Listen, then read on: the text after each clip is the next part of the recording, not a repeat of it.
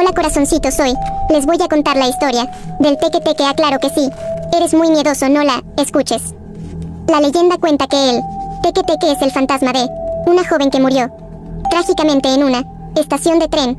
La chica era introvertida y muchos de sus compañeros del colegio eran malvados con ella, por lo que le hacían bromas pesadas, hasta que un día de las bromas se les fue de las manos. Un grupo de amigos decidió colocarle un insecto en el hombro a la chica mientras esperaba el tren para asustarla, y lo lograron. Cuando lo vio, comenzó a saltar para quitárselo y acabó cayendo sobre las vías del tren, que posteriormente la atropelló y descuartizó a la mitad. Los amigos estaban tan ocupados riéndose de su broma que no notaron que el tren se acercaba, y para cuando lo hicieron ya era muy tarde. Los chicos juraron no decirle nada a nadie de lo sucedido e hicieron pública la versión de que, como era una chica rara, no soportó su vida y decidió arrojarse delante del tren cuando pasaba. Pero una noche la joven regresó por su venganza. Los tres amigos iban caminando en la noche cerca del lugar cuando comenzaron a escuchar un sonido demasiado extraño que cada vez parecía estar más cerca.